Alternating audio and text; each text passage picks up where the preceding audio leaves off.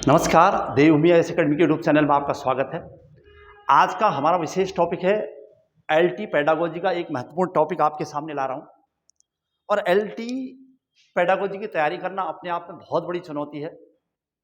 और ऐसे छात्र जो इस विषय पर बहुत ज़्यादा सिंसियर सीरियस नहीं है, उनके लिए ऐसे वीडियोज़ की ज़रूरत है जो बहुत कम समय में सबसे अधिक से अधिक मैटर प्रस्तुत कर दें। ऐसा प्रयास मैंने आज किया है। मतलब एक ही वीडियो में बहुत कुछ आ जाए, कम समय लगे, टू द पॉइंट हो, कोई थ्योरी नहीं। शुरुआत करता हूं प्रकृतिवाद की, और ये मेरा दूसरा वीडियो है एलटी पेडागोजी का। इससे पहले मैंने शिक्षा और दर्शन की बात आपके सामने रखी थी, और ये अभियान चलता रहेगा आगे भी। चलिए शुरुआत करता हूं। नेचुरलिज्म या प्रकृतिवाद। प्रकृतिवाद का दर्शन क्या है अगर पूछिए आपसे कोई, तो आप कहोगे पदार्थ ही सत्य है, यथार्थ है। कथन पदार्थ प्रकृति से पैदा होकर उसी में विलीन हो जाते हैं। प्रकृतिवाद मतलब प्रकृति से सब कुछ है, प्रकृति से, प्रकृति के लिए और प्रकृति में ही, मतलब सब कुछ प्रकृति से है। तो नारा क्या है? प्रकृति की ओर लौटो, बैक टू नेचर। यह है रूसो का।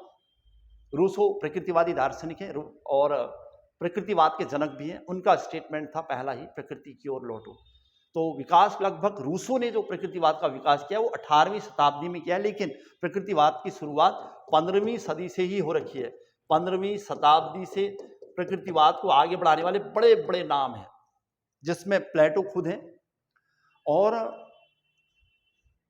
थेल्स जो शुरुआत में ही प्रकृतिवाद से जुड़े हुए थे, पहला व्यक्ति भी नाम आएगा इसमें। तो ये पॉइंट आपने नोट कर लिए होंगे। आगे बढ़ जाता हूं सीधा।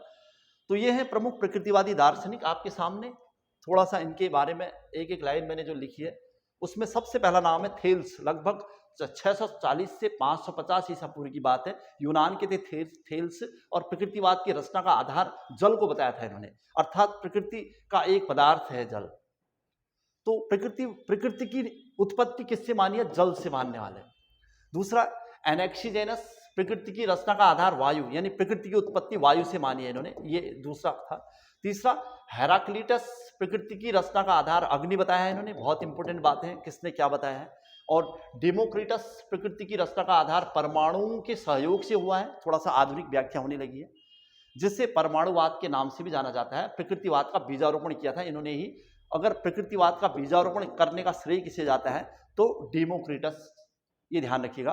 परमाणुवाद का सिद्धांत दिया है इन्होंने, परमाणुओं के सहयोग से प्रकृति का निर्माण हुआ।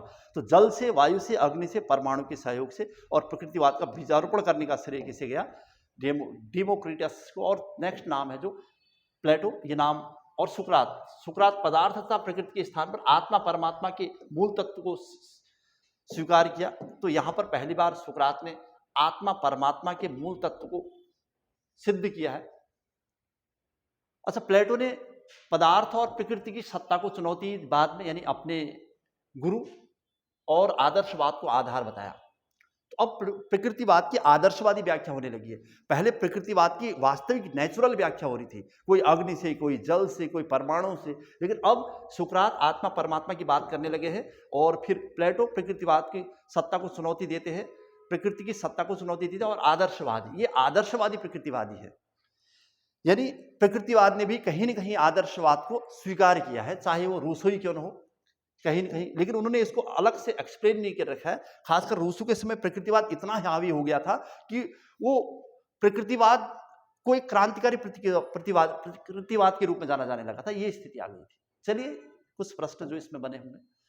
स्वतंत्र दर्शन के रूप में प्रकृतिवाद का विकास 15वीं शताब्दी में ही प्रारंभ हो गया था, जिनके प्रमुख दार्शनिक कांटे, बेकन, हाफ्स, डार्विन और लेमार्क वगैरह सब थे। आगे वॉल्टियर जो कि ब्रिटेन के थे, तथा रूसो ने आदर्शवाद को चुनौती देते हुए तत्कालीन समाज और राज्य की कटु आलोचना की थी और मनुष्य को प्राकृतिक जीवन जीने की सलाह दी थी। तो रूसो चूंकि फ्रांस की क्रांति के जनक भी माने जाते हैं, और फ्रांस की क्रांति में बहुत बड़ा योगदान है रूसो का। अच्छा, और वॉल्टियर ने ब्रिटेन में या ब्रिटिश राजतंत्रवादी परंपरा के विरोध में अपनी बातें रखी थी। रूसो के बाद Hobbes, Bacon, Huxley, Herbert Spencer, Bernard Shaw, Butler, ये सब प्रकृतिवादी लोग हैं, है ना। तो बस ये था कि रूसो से पहले जो प्रकृतिवाद का स्वरूप था वो लगभग दार्शनिक प्रकृतिवाद था, लेकिन प्रकृतिवाद का अगर जनक पूछे तो रूसो ही माना जाएगा। 1712 से लेकर 1778 तक उनका टाइम पीरियड है। Jean Jacques Rousseau, Geneva Europe में उनका जन्म हुआ था। ये अलग से एक टॉपिक हुआ रूसो इसके बाद। लेकिन प्रकृतिवाद आंदोलन को सर्वाधिक लोकप्रिय बनाने का काम किया रूसो ने, इसलिए प्रकृतिवाद का जनक कहा जाता है उनको, रूसो को। और रूसो ने अनुसंधान और प्रकृतिवादी दर्शन के 3 घटक बता रखे हैं। किस प्रकार उन्होंने रूसो प्रकृतिवाद को क्रांतिकारी, प्रकृति की स्थिति, प्रकृति, प्राकृतिक मनुष्य और सभ्यता, ये सब कहीं न कहीं प्रकृति से लेना देना है, ये कहने वाले थे रूसो। चलिए थोड़ा सा इनके सिद्धांत की ओर चलते हैं। प्रकृतिवादी सिद्धांत के अनुसार तत्व मीमांसा, प्रकृति ही अंतिम सत्य है, प्रकृति ही सत्य है, प्रकृति से ही सब कुछ उत्पत्ति हुई है। ज्ञान और तर्क मीमांसा, प्रकृति का ज्ञान ही वास्तविक ज्ञान है। आचार और मूल्य मीमांसा, प्राकृतिक पदार्थ और क्रियाएं ही सत्य हैं, जिनके अनुसार मनुष्य की भी अपनी एक प्रकृति है, जिसके अनुकूल आचरण करने में वह उसे सुख मिलता है और प्रतिकूल आचरण करने में उसे दुख मिलता है। यानी मनुष्य की अपनी प्रकृति मतलब आदत, जैसी हमारी आदत, हमारा नेचर है, उसके अनुकूल व्यवहार करेंगे तो ही हमें संतुष्टि मिलेगी, और उसके प्रतिकूल करेंगे तो संतुष्टि नहीं मिल पाएगी, ये कहना है प्रकृतिवादियों का। तो मतलब तत्व मीमांसा, ज्ञान और आचार या मूल्य मीमांसा में सब कुछ प्रकृति ही प्रकृति छाई थी, तो प्रकृतिवादी इसलिए कहते हैं इनको। कुछ स्टेटमेंट जो रूसो के अलावा और लोगों के भी, या रूसो के खासकर यहाँ पर है, आदमी स्वतंत्र पैदा होता है और उसे प्रत्येक जगह जंजीरों से जकड़ा हुआ पाता हूँ, रूसो का स्टेटमेंट है। मनुष्य प्रकृति की सर्वोच्च रचना है, रूसो कहते हैं। सोशल कॉन्ट्रैक्ट उनकी पुस्तक है, सामाजिक समझौता का सिद्धांत। अच्छा, नेक्स्ट है प्रकृति में कोई भी असमानता और बंधन नहीं है, ये रूसो का कहना है। बालक को विभिन्न ज्ञान विज्ञान की चोट मत पहुंचाओ, बल्कि उसमें रुचि पैदा करो, ये है। प्रकृतिवाद की शिक्षा सर्वश्रेष्ठ और समान है, जबकि शिक्षा और सभ्यता ने इसमें अंतर पैदा कर दिया है। मतलब शिक्षा और सभ्यताओं ने प्रकृतिवादी शिक्षा में अंतर पैदा किया है, ये कहना है रूसो का। तो ये सब रूसो के स्टेटमेंट हैं। अच्छा, और एक प्रश्न यहाँ पर दिख रहा है रूसो का स्टेटमेंट, ज्ञान और विज्ञान ने समाज और प्रकृति में बाधा पैदा की है, इसलिए यह घातक है। तो ज्ञान और विज्ञान को घातक किसने बताया है? तो रूसो विज्ञान, ज्ञान या फिर समाज की मतलब पुरजोर विरोधी नहीं रहे हैं, बल्कि उन्होंने कट्टरता का विरोध किया है, और जो मनुष्य के वास्तविक जीवन में बाधा पैदा करे उस चीज का विरोध किया है। मतलब रूढ़िवादिता का, जकड़न का और बंधन का, इन चीजों का विरोध किया है। तो ये रूसो की कुछ खास बातें थी।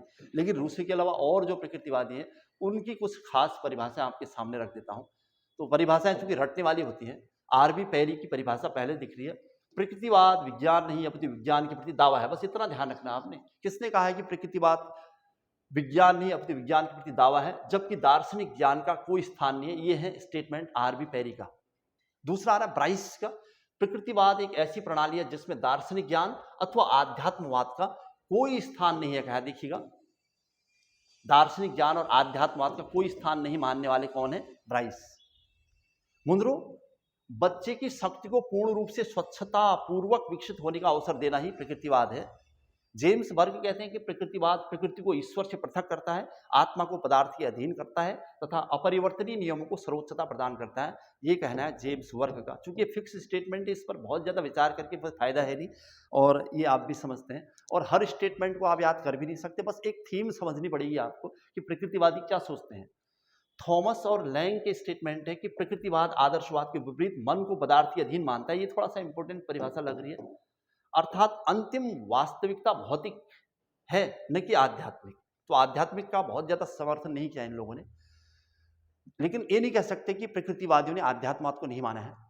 जायस, प्रकृतिवाद आध्यात्मवाद के विपरीत एक प्राकृतिक अनुभूति है। मतलब इन्होंने प्रकृतिवाद को ज्यादा महत्व प्रदान किया आध्यात्मवाद से, और आध्यात्मवाद को ज्यादा महत्व प्रदान करने वाले आदर्शवादी होंगे, आइडियोलॉजी जिनकी थ्योरी होगी, या आइडियलिज्म वाले, या फिर प्लेटो। प्रकृतिवाद की प्रमुख विशेषताएं देखते हैं, क्या कहते हैं। भौतिक संसारी सत्य है, प्रकृति के अनुकूल जीवन व्यतीत करना चाहिए। जिस प्रकार ब्रह्मांड की रचना प्रकृति है, उसी प्रकार बच्चे का जन्म प्राकृतिक है, अतः कोई भी आध्यात्मिक सत्ता नहीं है। तो आध्यात्मिक सत्ता का पुरजोर विरोध जैसा चल रहा है। मानव की मूल प्रवृत्ति पशु के समान है, ये प्रकृतिवाद की विशेषताएं चल रही। ज्ञानेंद्रियों द्वारा स्वयं अनुभव करके सीखना ही स्थायी है, ये प्रकृतिवाद ने कहा है। कठोर अनुशासन का विरोध किया प्रकृतिवाद ने। स्वतंत्रता आवश्यक को बताया है, स्वतंत्रता को आवश्यक। और बालक की प्रधानता स्वीकारी, यानी बालक प्रधान। प्रकृतिवादी के अनुसार कौन सबसे प्रधान है? तो बालक सबसे प्रधान है। वैसे प्रश्न तो यहाँ मिल जा रहे हैं। बालक को प्रधान बताया और शिक्षक को गौड़ बताया।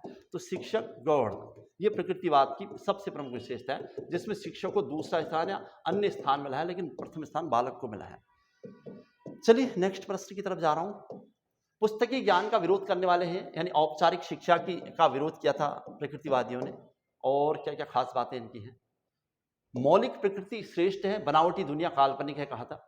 मनुष्य मात्र एक यंत्र है, जबकि आदर्शवाद एक ढोंग है। वस्तुओं के उद्गम तथा अंत का स्रोत, ये सब रूसों के विचार हैं वैसे अधिकतर। तो प्रकृति के रहस्य को विज्ञान की सहायता से समझा जा सकता है, लेकिन विज्ञान को अस्वीकार तो नहीं कर रखा है। प्रकृति के रहस्य को समझना है तो विज्ञान की आवश्यकता होगी। आत्मा परमात्मा काल्पनिक, जबकि प्रकृति अंतिम सत्य। मतलब प्रकृति को प्रमोट कर रहे हैं, ज्यादा सपोर्ट कर रहे हैं, प्रकृति की बातें कर रहे हैं, लेकिन इसका मतलब ये नहीं है कि आध्यात्मवाद के पूरी तरह विरोधी है, आदर्शवाद के पूरी तरह विरोधी है, ये नहीं कह सकते हो। कहीं ना कहीं उनके अंदर आदर्शवाद है। और वैसे भी शुरुआत के प्रकृतिवादी सब आदर्शवादी रहे हैं, जैसे प्लेटो और बड़े बड़े जो जितने भी नाम थे। बस रूसों का प्रकृति थोड़ा सा हट की थी, इस वजह से यहाँ पर रूसों के क्रांतिकारी प्रकृतिवाद की बातें चल रही हैं। प्रकृतिवाद के दार्शनिक स्वरूप क्या है खास? पदार्थवादी यानी भौतिक प्रकृतिवाद। इसमें क्या खास? मानव क्रिया, व्यक्तिगत अनुभव, संवेगों, अनुभूति की व्याख्या आदि पर प्रकृति का पूर्ण नियंत्रण है, ये कहा गया है। यांत्रिक प्रकृतिवाद में कहा गया कि संपूर्ण विश्व एक प्राणी विहीन यंत्र है, जिसका निर्माण पदार्थ और गति के द्वारा हुआ है। जैविकी प्रकृतिवाद, इसका उद्भव डार्विन के क्रमिक विकास सिद्धांत से हुआ है। तो डार्विन का जो सिद्धांत है वो जैविकी प्रकृतिवाद की बात करता है। उसमें जीवन के लिए संघर्ष की बात कही गई है, स्ट्रगल फॉर एक्सिस्टेंस। जो उपस्थित रहेगा, जो फिट रहेगा, या जो उपस्थित रहेगा, जो आगे बढ़ेगा, और जो अस्तित्वमय रहेगा, वही जो संघर्ष करेगा वही अस्तित्वमय रहेगा। Struggle for existence. और समर्थ की विजय है, सर्वाइवल ऑफ द फिटेस्ट। मनुष्य के विकास के क्रम में सभ्यता, भाषा, शिक्षा, समाज का विकास किया है। ये विकास का क्रम है मानता है प्रकृतिवाद। ये क्रम में इनका विकास होना तय था कहता है। इसमें प्रकृति का बहुत बड़ा रोल रहा है। तो ये बातें इनके सिद्धांत में आई है। और प्रकृतिवाद के जो खास सिद्धांत हैं उन पर भी एक नज़र हम लोग डालने वाले हैं। यहाँ पर क्या क्या उन्होंने फोकस कर रखा है देखिए। प्राकृतिक नियम अपरिवर्तनीय है। जो प्रकृति ने नियम बनाए उनको परिवर्तन नहीं किया जा सकता। सृष्टि का निर्माण वस्तु यानी तत्व से हुआ है, मतलब प्रकृति। मनुष्य संसार की सर्वश्रेष्ठ रचना है। धर्म तथा ईश्वर का कोई स्थान नहीं है। देखिएगा किसने कहा है? तो समाज व्यक्ति के लाभ हेतु है, अतः समाज व्यक्ति के बाद आता है। देखिए ये भी इंपॉर्टेंट बात है, समाज व्यक्ति के बाद आता है। मानव की मूल प्रवृत्ति पशुओं के समान है। प्रकृतिवादियों के अनुसार ब्रह्मांड एक प्राकृतिक रचना है। सत्य तथा वास्तविकता का आधार इंद्रियों के अनुभव से है। आध्यात्मवाद, भौतिकवाद और सांसारिक जीवन काल्पनिक है, और प्रकृति अंतिम और एकमात्र सत्ता है, ये कहने वाले हैं प्रकृतिवादी। ये उनके मूल सिद्धांत है। अच्छा, उनके अप्रोच की बात करेंगे। ये जो अप्रोच या दृष्टिकोण है ना, यही है एलटी का विशेष टॉपिक। एक बार आपको यहाँ पर मैं दिखाता हूँ कि एलटी वालों के लिए क्या सबसे महत्वपूर्ण बात हो सकती है। अभी फिलहाल जो उत्तराखंड में एलटी का एग्जाम होने जा रहा है जुलाई अगस्त के आसपास, तो उसमें क्या इसके अप्रोच हैं, क्या उपागम या दृष्टिकोण है। शिक्षा, प्रकृतिवाद ने समाज के लिए क्या खास बात कही है, शिक्षा के लिए क्या कहा है, शिक्षण विधि कैसी होनी चाहिए, विद्यार्थी कैसा होना चाहिए, शिक्षक का क्या महत्व है, पाठ्यक्रम और अनुशासन, इन पर प्रकृतिवाद ने क्या क्या खास बातें हमारे सामने रखी है। एक बार इन पर नजर मारते। सबसे पहले शिक्षा जो प्रकृतिवादियों के अनुसार है, उन्होंने औपचारिक शिक्षा का या स्कूली शिक्षा का विरोध किया है। औपचारिक शिक्षा या स्कूली शिक्षा नहीं होनी चाहिए, प्रकृतिवादी कहते हैं, बल्कि प्रकृति में स्वच्छंद होकर, प्रकृति की गोद में बैठकर शिक्षा प्राप्त करनी चाहिए। और विश्वविद्यालय भी कहीं न कहीं प्रकृति की गोद में ही एकांत क्षेत्र में होने चाहिए, ये कहना है प्रकृतिवादियों का। चलिए, शिक्षा ऐसी हो जो आपको सुख दे, ये कहना है प्रकृतिवादियों का। शिक्षा सुख देने वाली हो, जन्मजात शक्तियों का विकास करे शिक्षा, मूल प्रवृत्तियों का रूपांतरण करे शिक्षा, बच्चों को स्वयं अनुभव करके सीखना है। और शिक्षा शारीरिक स्वास्थ्य और जीवन जीने की कला है। शिक्षा कोई परंपरागत ढांचा नहीं है, ये कहना है उन्होंने। और उन्होंने इसी स्टेटमेंट में एक स्टेटमेंट दे रखा है स्पेंसर ने, शिक्षा का उद्देश्य मनुष्य को पूर्ण जीवन व्यतीत करने के लिए तैयार करना है। इंपॉर्टेंट स्टेटमेंट हो सकता है। शिक्षा का उद्देश्य मनुष्य को पूर्ण जीवन व्यतीत करने के लिए तैयार करना होता है। ये स्पेंसर, हार्वर्ड स्पेंसर का स्टेटमेंट था। चलिए, समाज के संदर्भ में क्या कहते हैं प्रकृतिवादी। बच्चों की स्वाभाविकता को नष्ट करता है समाज का, उन्होंने विरोधी किया था लगभग। तो बच्चों की स्वाभाविकता को नष्ट करता है समाज, बच्चों को भ्रमित करता है, रूसो स्त्री शिक्षा के समर्थक नहीं थे। उनके अनुसार स्त्री को घर की चार दीवार के अंदर रहना चाहिए, ये कहते हैं रूसो। तो समाज का बहुत ज़्यादा महत्व नहीं बताया रूसो ने। शिक्षण विधियों की बात की जाए तो प्रकृतिवादी मुक्तयात्मक शिक्षा को समर्थन देते हैं। करके सीखना, निरीक्षण विधि, खेल विधि, खेल खेल में शिक्षा देने की बात कही उन्होंने, प्रोजेक्ट विधि, है ना, डाल्टन, ह्यूरिस्टिक और मॉन्टेसरी विधियों को प्रमोट किया। बाल club, NCC, NSS, scout guides की बात कही। शारीरिक शिक्षा देने की बात कही उन्होंने, प्रकृति में रहकर शारीरिक शिक्षा अनिवार्य है। और आगमन विधि, अरस्तु यानी उदाहरण से परिभाषा की ओर, इनका समर्थन किया प्रकृतिवादियों ने। तो शिक्षण विधियां ये सब होनी चाहिए, ये बताया। विद्यार्थी सबसे प्रमुख बताया प्रकृतिवादियों ने, वो स्वयं अनुभव करके सीखेगा तो प्रकृतिवाद अपने आप में अपने लक्ष्य को प्राप्त करेगा। निर्माणोन्मुख मनुष्य यानी दंड सजा गलत है, ये कहा था उन्होंने। दंड और सजा का विरोध किया था। कहा था कि प्रकृति स्वयं दंड देती है। बंधनहीन जीवन जीने के अवसर मिलना चाहिए, बच्चे को बंधनहीन जीवन जीने का अवसर मिलना चाहिए, ये कहना है उनका। कठोर अनुशासन का विरोध किया था, ये मैं आपको कह रहा था। प्रकृतिवादियों ने कठोर अनुशासन का विरोध। शिक्षक गौड़ है, दूसरा स्थान है उसका, मतलब शिक्षक विद्यार्थी के बाद है, समाज के अनुभव से प्रभावित है। और वास्तविक शिक्षक प्रकृति है, वास्तविक शिक्षक प्रकृति है, न कि अध्यापक, ये कहना है प्रकृतिवादियों का। और पाठ्यक्रम कैसा होना चाहिए? शिक्षा वह जो जीवन जीना सिखाए, यह कहना है प्रकृतिवादियों का। शिक्षा वह जो आत्मरक्षा कर सके, शिक्षा वह जो रोजगार पर रखो, रोजगार की बात की, आत्मरक्षा की बात है। तो ये सारी बातें प्रकृतिवादियों के पाठ्यक्रम में थी। अच्छा, एक और स्टेटमेंट यहाँ पर आपको दिख रहा होगा, शिक्षा वह है जो मनुष्य को ललित कलाओं के लिए रुचि उत्पन्न कर दे, साहित्य संगीत कला की बातें करे, वो है शिक्षा। अनुशासन में क्या कहा था खास? दंड से बच्चों की मूल प्रवृत्तियों का दमन होता है, जबकि प्रकृति स्वयं एक शिक्षिका है। इस प्रकार रूसो प्राकृतिक दंड व्यवस्था में विश्वास रखते थे, प्रकृति स्वयं दंड देगी, ये कहना था उनका। और हर्बर्ट स्पेंसर ने भी सुख दुख के सिद्धांत की व्याख्या की है। प्रत्येक सुख के बाद दुख और प्रत्येक दुख के बाद सुख आता है, ये एक प्राकृतिक प्रक्रिया है, ये कहना है हर्बर्ट स्पेंसर का। क्वेश्चन पूछा गया था कि किसने सुख दुख के प्राकृतिक सिद्धांत की व्याख्या की थी, तो हर्बर्ट स्पेंसर। ये था प्रकृतिवाद और उसके खास पहलू। अब आलोचना कैसे की जाए प्रकृतिवाद की? केवल स्वतंत्रता पर बल दिया, मतलब बच्चे की स्वतंत्रता को फोकस किया मात्र। शिक्षक को गौड़ बताया, यह आलोचना हो सकती है। आध्यात्मिक पहलू पर बल नहीं दिया उन्होंने। और बालक को सामाजिक बंधनों से दूर किया गया है, जबकि मनुष्य एक सामाजिक प्राणी है, ये इंपॉर्टेंट है और इसका उन्होंने विरोध किया था। चलिए, ये उनसे संबंधित प्रश्न है। प्रश्न अलग से एक लिस्ट के रूप में आपको बाद में मिलेंगे। और यहीं पर थोड़ा सा रूसो के बारे में, चूंकि वैसे आपने कहा कि प्रकृतिवाद रूसो से नहीं बल्कि रूसो प्रकृतिवादी है बस, वो भी 18वीं शताब्दी में जब प्रकृतिवाद को एक क्रांतिकारी परिवर्तन किया गया प्रकृतिवाद में, उसका श्रेय रूसो को जाता है। और रूसो से पहले तो अधिकतर प्रकृतिवादी खुद आदर्शवादी रहे हैं, और जो आदर्शवादी होगा अध्यात्म आत्मा परमात्मा की बात करता था। लेकिन रूसो ने किस प्रकार इसका अपोज किया है और कैसे अपने प्रकृतिवाद को आदर्शवाद के ऊपर हावी होने दिया है, वो यहाँ पर हमें समझ में आएगा। तो फ्रांस की क्रांति के जनक भी रहे हैं। 1789 में फ्रांस की क्रांति हो रखी है। फ्रांस में रूढ़िवादिता थी, रोम की चर्च व्यवस्था थी, उसके अधीन रोम की चर्च व्यवस्था के खिलाफ आवाज उठाने वालों को जेलों में बंद कर दिया जाता था, उनकी आवाजें दबा दी जाती थी। उसमें बहुत सारे वैज्ञानिक, साहित्यकार, लेखक, इतिहासकार सभी होते थे। तो रूसो भी उसी परिस्थिति के एक चिंतक रहे हैं, तो कि जिस परिस्थिति में उन्होंने ये जीवन जिया है, इस वजह से उनमें थोड़ा सा आक्रामकता जैसी दिख रही है। जीन जैक्स रूसो प्रकृतिवादी दार्शनिक है, उनका पूरा नाम था। जन्म 28 जून 1712 को जेनेवा स्विट्जरलैंड में हुआ था। पिता इसहाक रूसो थे, एक फ्रांसीसी घड़ीसाज थे, बाद में फ्रांस चले गए थे। और बचपन में माता का देहांत हो जाने की वजह से रूसो पिता के संरक्षण में रहे और बाद में अपनी नौकरानी की पुत्री से विवाह किया था उन्होंने। और 2 जुलाई 1778 में एर्मेनोविल फ्रांस में उनकी मृत्यु हो गई थी। ये उनका थोड़ा सा लेखा जोखा था, लेकिन मेन था विचारधारा। क्या सोचते थे? वो क्रांतिकारी विचारक हैं, प्रकृतिवादी है लेकिन क्रांतिकारी प्रकृतिवादी। आदर्श राज्य की रूपरेखा प्रस्तुत की है उन्होंने। आदर्श राज्य की परिकल्पना की है। आदर्श राज्य वह है जो प्रकृति के सिद्धांतों को फॉलो करे और प्रकृति में रहकर ही, प्रकृति के साथ ही जीकर और एक श्रेष्ठ राज्य की कल्पना की जाए, ये उनका मानना था। और कुछ प्रमुख रचनाएं उनकी यहाँ पर आ रही हैं। रूसो की प्रमुख रचनाएं यहाँ पर लिखा हुआ है। तो सबसे पहले सोशल कॉन्ट्रैक्ट 1762 में जो उनकी थी, सामाजिक समझौता का सिद्धांत इसमें मिला हुआ है। और दर्शन संबंधी विचारों का उल्लेख इसी पुस्तक में सबसे ज्यादा मिलता है, सोशल कॉन्ट्रैक्ट में।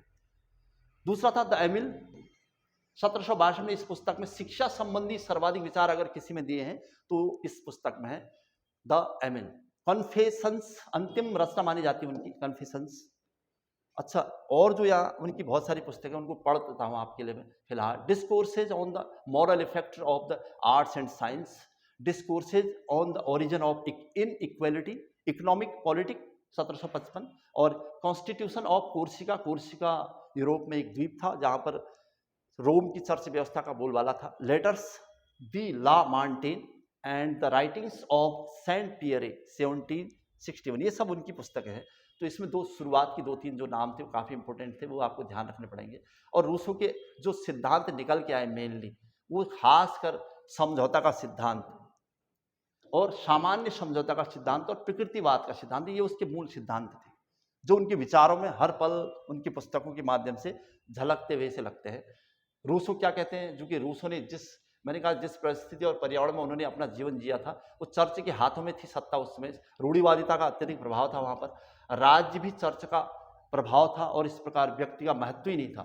इस परिस्थिति में रूसो ने अपना जीवन जिया है और बालकों की व्यक्तिगत रुचि का कोई स्थान नहीं था वहाँ पर, इसलिए बल्कि राज्य सर्वोपरि था और शिक्षा वही है जो व्यक्ति के अंदर से प्रस्फुटित होती हो, स्वाभाविक और प्राकृतिक हो। इसलिए ये उनके विचार थे रूसो के। रूसो का शैक्षिक चिंतन कैसा था? मनुष्य अच्छे पैदा होते हैं, समाज उसे भ्रष्ट कर देता है। ये स्टेटमेंट किसका है? डायरेक्टली पूछा गया है, किसने कहा है कि मनुष्य अच्छे पैदा होते हैं लेकिन समाज उन्हें भ्रष्ट कर देता है? तो रूसो। बालक को बालक ही रहने दो, ये उनका कहना था। ज्ञानेंद्रियों द्वारा शिक्षा की वास्तविक शिक्षा है।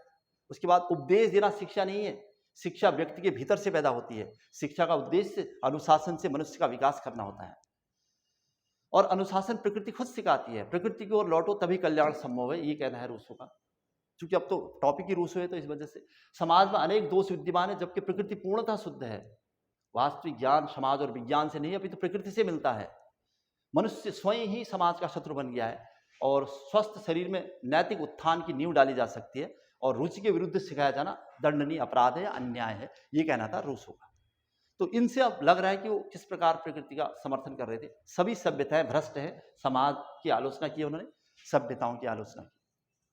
तो इसमें कहीं ना कहीं रूसो के व्यक्तिगत जीवन की छाप भी दिख रही है हमें, किस प्रकार उन्होंने समाज की आलोचना कर रखी है। और लेकिन रूढ़िवादी समाज और जो वैज्ञानिक तरीके से नहीं सोचने वाला समाज, उसकी आलोचना कर रखी है कि समाज की नहीं। समाज, शिक्षा, दर्शन अपने आप में महत्वपूर्ण है, लेकिन ऐसे समाज जो बालकों को, व्यक्ति को सही दिशा निर्देश नहीं देते, उन समाज की आलोचना की है। शिक्षा के प्रकार की बात करूंगा तो सकारात्मक, मनुष्य के विकास से पहले बालकों के मस्तिष्क का विकास आवश्यक है, ये बात कही कि उन्होंने। मनुष्य का विकास बाद में, पहले बालकों के मस्तिष्क का विकास होना चाहिए, ये सकारात्मक शिक्षा का पहलू है उनका। और नकारात्मक में थोपा हुआ ज्ञान काल्पनिक है, ये कहना है उनका। और सामान्यतः आदर्शवादी थोपे हुए ज्ञान पर निर्भर करते हैं। नकारात्मक शिक्षा सद्गुण नहीं प्रदान करती बल्कि दुबराई से आती है और सत्य प्रदान नहीं करती, अधिक भूल से बचाती है, ये कहना है रूसो का। तो ये उनके शिक्षा के 2 प्रकार थे, सकारात्मक और नकारात्मक। एक और स्टेटमेंट मिलेगा हमें उनका, शिक्षा स्वयं का आंतरिक विकास है, बाहरी शक्ति के परिणाम स्वरूप नहीं, खुद का आंतरिक विकास ही शिक्षा है, ये कहना था रूसो का। और लेकिन इसके बावजूद भी रूसो के बारे में अगर आपको सोचना है तो रूसो ईश्वर में विश्वास करते थे। ऐसा नहीं कि वो ईश्वर में विश्वास बिल्कुल नहीं करते थे, और मानव को जन्म से शुद्ध मानते थे, राज्य की आवश्यकता स्वीकार करते थे। ये तीनों विचार आदर्शवादी विचार हैं, इस दृष्टि से इन्हें आदर्शवादी विचारक भी कहा जा सकता है। तो रूसो आदर्शवादी विचारक भी माने जा सकते हैं।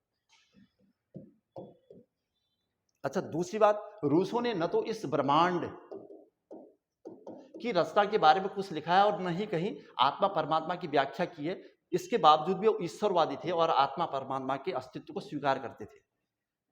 तो पूरी तरह से एक पक्षी होकर रूसो के बारे में न सोचा जाए कि वो प्रकृतिवादी थे तो आदर्शवाद का विरोध करते होंगे और समाज नैतिकता का विरोध, ऐसा नहीं था। रूसो के अनुसार प्रकृति का ज्ञान ठीक है, प्रकृति का ज्ञान सर्वश्रेष्ठ है, प्रकृति सर्वश्रेष्ठ है, प्रकृति महत्वपूर्ण है, बालक महत्वपूर्ण, ये बात जरूर कही उन्होंने, लेकिन इन चीज़ों को नकारा नहीं है। चलिए, रूसो ने शिक्षा की पाठ्य चर्चा में क्या खास बात कही है।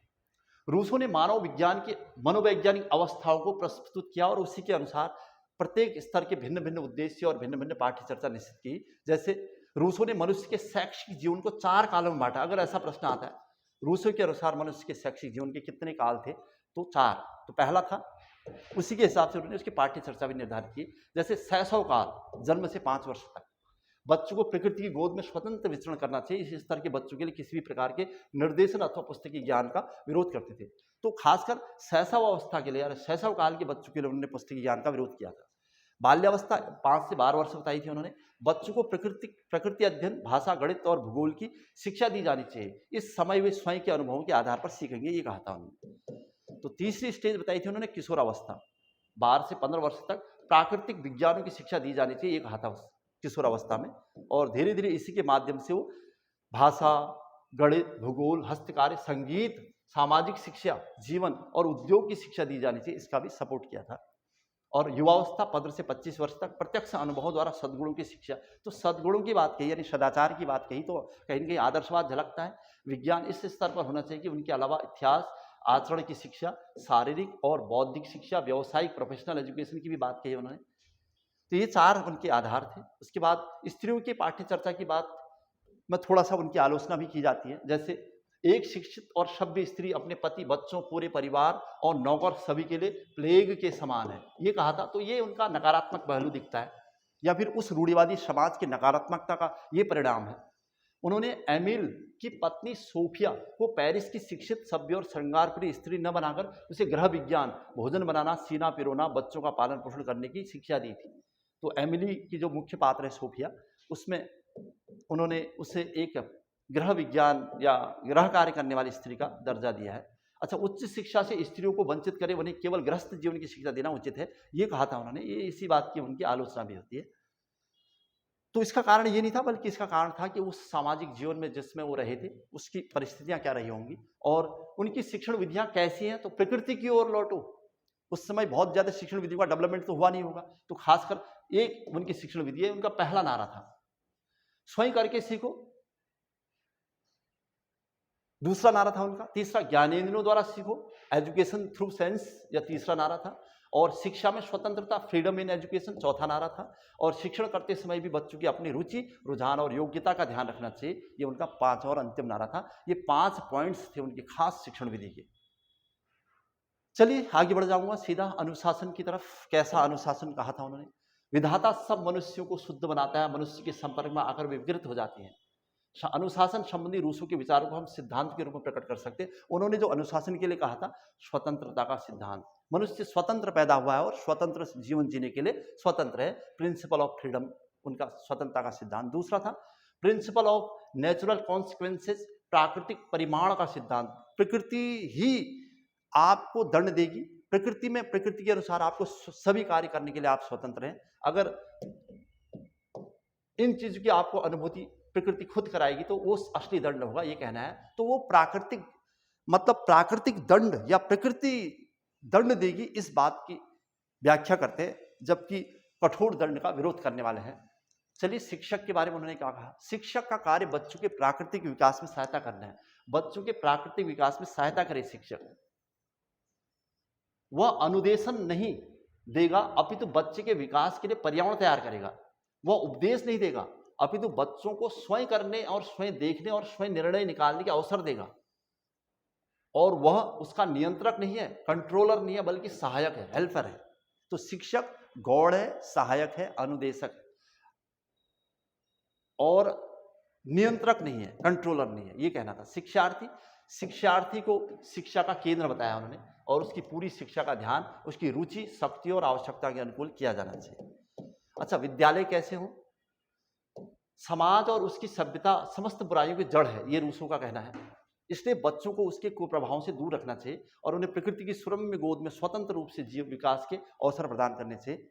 और इस प्रकार विद्यालयों को समाज से दूर प्रकृति की गोद में स्थापित करने के पक्ष में थे वो, और परंपरागत शिक्षा के विरोधी रहे थे। विद्यालयों की समय सारणी, टाइम टेबल को उन्होंने एक बंधन बताया था। तो ये सब चीजें उन्होंने अपने दार्शनिक शैक्षिक सिद्धांत में किए। शिक्षा के अन्य पक्ष में जैसे उन्होंने क्या क्या खास बातें की? मनुष्य राज्य के लिए पैदा होता है और अतः उसे राज्य के आदेशों का पालन करना चाहिए। वो रूढ़िवादी राज्य की बात करते हैं उस समय, तो चूंकि उसमें रहना और उसी के नियमावली के अनुसार काम करना अनिवार्य होता था, उसके अनुसार शिक्षा पर राज्य के सर्वाधिकार का रूस ने विरोध। लेकिन शिक्षा पर राज्य के सर्वाधिकार का उन्होंने विरोध किया। ये नहीं कि राज्य ही सर्वोपरि है, राज्य जैसी शिक्षा व्यवस्था बना दी वैसी फॉलो करो, ये नहीं, इसका उन्होंने विरोध किया था। कठोर रूढ़िवादी व्यवस्था और राज्य की सर्वाधिकार की व्यवस्था, एकाधिकार की व्यवस्था का विरोध किया था। जन शिक्षा, शिक्षा की व्यवस्था समाज अथवा राज्य के सहयोग के बिना कैसे हो सकती है, मतलब समाज और राज्य भी आवश्यक है बताए थे। स्त्री शिक्षा, रूसो स्त्री और पुरुष की शिक्षा में अंतर रखना चाहते थे। व्यावसायिक शिक्षा, पुरुषों को जीविकोपार्जन हेतु व्यावसायिक शिक्षा और स्त्रियों को गृह शिक्षा देने पर बल देते थे। ये सब निष्कर्ष उनका निकल रहा है, क्या खास खास बातें की। धार्मिक और नैतिक शिक्षा की बात कहूंगा तो जो रूसों ने जीवन भर समाज, धर्म और राज्य का खुलकर विरोध किया था, लेकिन वास्तविकता यह है कि वे समाज विरोधी नहीं थे। ये लाइन में बता रहा था कि उन्हें कभी समाज का बहुत ज्यादा विरोध, अच्छे समाज का विरोध नहीं किया, नैतिकता का विरोध नहीं किया, दर्शन का विरोध नहीं किया, आदर्शवाद का विरोध नहीं किया, बल्कि उनको प्रमोट नहीं किया, उनकी समीक्षा नहीं करी। तत्कालीन दूषित समाज विरोधी थे, वे दूषित समाज के विरोधी थे, समाज के नहीं। धर्म विरोधी नहीं थे, तात्कालिक चर्च और सामान्य जनता के शोषण के विरोधी थे। वे राज्य विरोधी नहीं थे, तत्कालीन निरंकुश शासन सत्ता विरोधी थे। उन्होंने अपनी पुस्तक एमिल में एमिल और सोफिया दोनों के लिए धार्मिक और नैतिक शिक्षा की व्यवस्था की है, परंतु इनकी धार्मिक और नैतिक शिक्षा संकीर्ण नहीं है और मानव मात्र के प्रति प्रेम की शिक्षा है, जो स्वतंत्र हो, प्रकृति की गोद में बैठकर हो। खैर, ऑल ओवर जो भी रहा, शिक्षा के क्षेत्र में उनका योगदान देखना चाहेंगे। बाल केंद्रित शिक्षा विधियों का समर्थन किया उन्होंने, कठोर अनुशासन का विरोध किया उन्होंने, शारीरिक शिक्षा पर बल दिया, बाल भावनाओं को सर्वाधिक महत्व दिया, अनुभव प्रयोग निरीक्षण करके सीखने पर बल दिया, प्रजातांत्रिक शिक्षा की व्यवस्था की मांग की उन्होंने। ये उनके योगदान है। और उनकी कमियां क्या रही, खास बातें, शिक्षक तथा पुस्तकों की उपेक्षा की उन्होंने, ये उनकी कमियां थी। बौद्धिकता और तार्किक ज्ञान का विरोध किया उन्होंने, प्रचलित मान्यताओं का विरोध किया, विद्यार्थी की अत्यधिक स्वतंत्रता पर बल दिया, समय बचाने वाली शिक्षा का विरोध किया, महिला विकास का विरोध किया। तो ये उनकी आलोचना और कमियां रही। तो ये था प्रकृतिवाद और प्रकृतिवाद के जनक रूसो और उनका पूरा डिटेल आपके सामने। तो उम्मीद करता हूं कि प्रकृतिवाद और उनके जनक रूसो से संबंधित कोई भी क्वेश्चन आपके सामने आता है तो उनकी फिलॉसफी, उनका दर्शन आपके समझ में हल्का फुल्का आ गया होगा, ताकि हम आगे आदर्शवाद, और आदर्शवाद में जो बड़े नाम है महात्मा गांधी या फिर प्लेटो, उनको समझेंगे और थोड़ा सा जो अंतर आएगा वो अपने आप आ जाएगा, ताकि फिर चारों वाद पढ़ने के बाद हम इनमें आपस में अंतर कर सकें और उसका एक ही वीडियो आपके सामने रख सकें। चलिए, उम्मीद करता हूं कि ये स्पीड थोड़ा ज़्यादा है, लेकिन इसकी आवश्यकता है और आप आराम से इस वीडियो को देखें, पढ़ें, नोट्स बनाएं, कैसे भी हो, और समझने का प्रयास करें। बहुत ज़्यादा इन वादों में डूबे ना, बस उसकी फिलॉसफी समझें, ताकि चारों वादों में हल्का फुल्का जो अंतर आपका है वो हो सके। और इस चारों वादों से ज़्यादा से ज़्यादा 2, 3 या 4 क्वेश्चन उठेगा, बहुत ज़्यादा परेशान नहीं होना है, बस केवल रिवीजन करना है, अधिक से अधिक बार रिवीजन, ताकि आपकी विजन और आपकी फिलॉसफी क्लियर हो सके। आज की क्लास यहीं पर समाप्त कर रहा हूँ। जय हिंद, जय उत्तराखंड।